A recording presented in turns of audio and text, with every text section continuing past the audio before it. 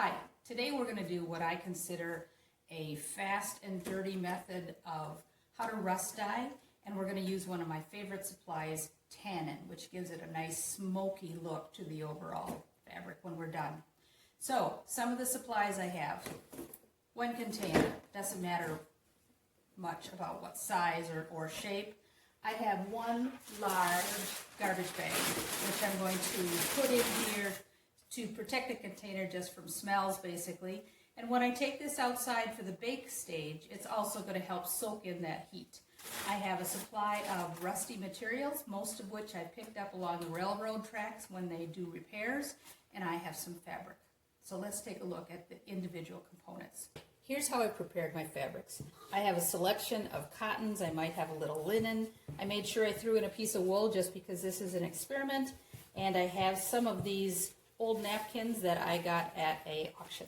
So this is ready. The vinegar that you can use is either white or apple cider vinegar, whichever you have on hand. I happen to use apple cider vinegar for this batch. And this is my tannin. And my tannin is coming from an art supply store. You might be able to get it from places that are selling more things that have to do with the wine industry.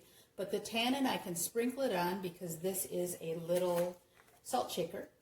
And I can sprinkle it on and give it the fabric that nice smoky look so that there's three colors going on. The original fabric color, the bright orange that shows up with the rust, and then this smoke. So let's get started. Okay, I prepared my big plastic bag so that it has as few wrinkles on the very bottom as possible.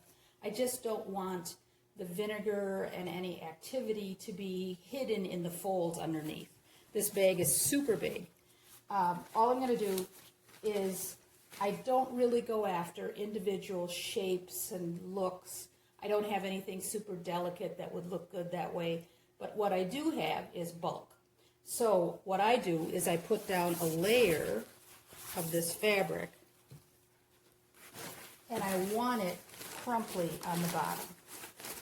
Then I'm going to go after a little tannin, just sprinkle a little in here,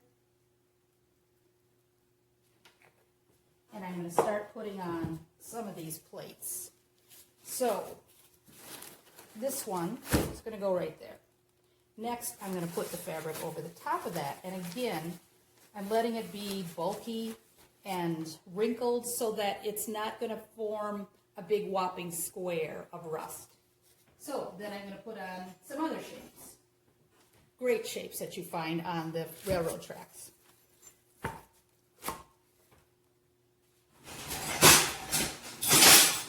These are not clean and are just basically for fun. So I'm putting on some more tannin, trying not to overdo it. Then I'm going to put on some more fabric. And let that squish around the different shapes. Sprinkle a little tannin on there.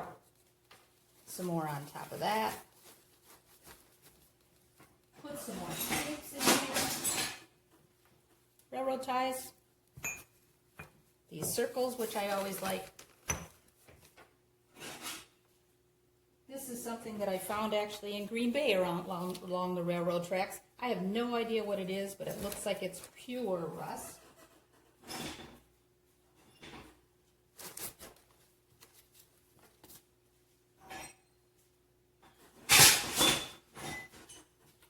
And because I'm not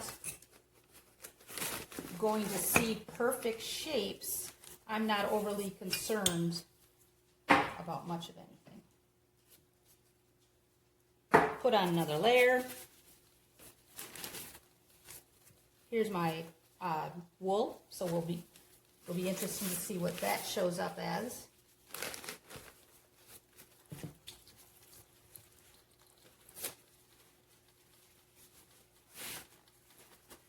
Just make sure things are ideally one layer thick, not 4 from being folded. And this stuff is soaking wet with vinegar. So my goal when I take this outside would normally be to make sure that it sits in the sun for about 2 to 3 days. 3 is better. Because what it's going to do is it's going to keep letting that rust soak into the fabric. However, I will be gone for 5 days this time. So I'm just going to do it anyway and hope for the best. So you'll see what happens if perhaps I get too much dye, or excuse me, rust on something. And does it possibly damage the fabric? It could, but we'll find out. And then I'm going to pour the little remainder on here because my only goal for taking it outside is to keep it damp for those days that it's sitting in the sun. So throw on a couple other pieces.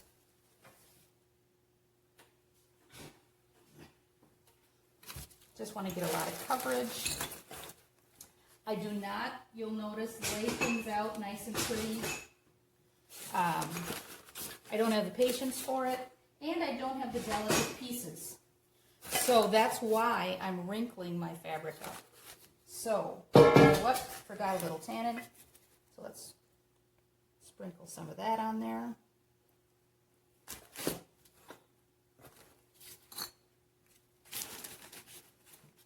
Hope for the best. And now all I'm going to do is wrap this up tight. Put something heavy on the top to keep the airflow at a minimum and set it outside to bake in the sun. So, see you in about 5 days.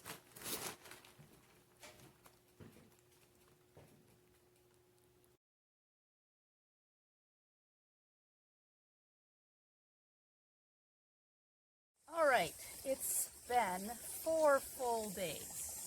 So I've returned from my trip and we're going to see what this really looks like.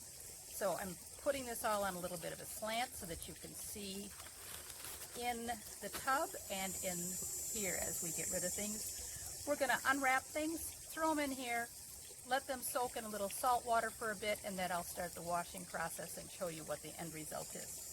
For these things, I like to throw them on the grass. If I want to rinse them later, I can, but I don't want to necessarily trust that I put them on the cement and possibly have rust marks forever. So let's see what we've got.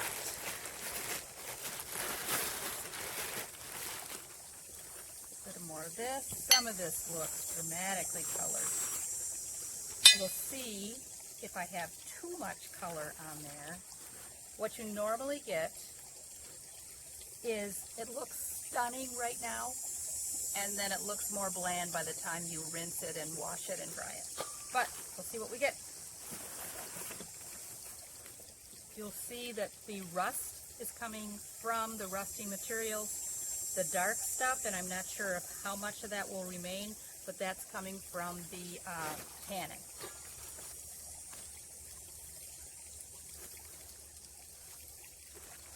Some more.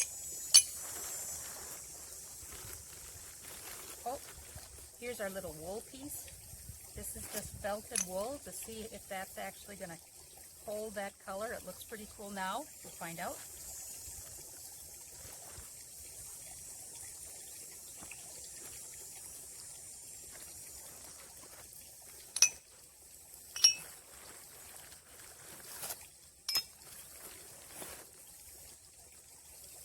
These are those napkins. That could be fun. Now here we have a little tiny spot that's actually still white. Probably would have had a little bit more of that if it hadn't sat for as long. That could be really neat.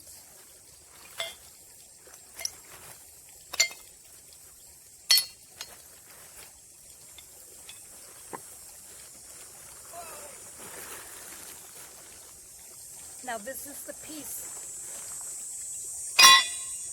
that was under and on top of that biggest plate.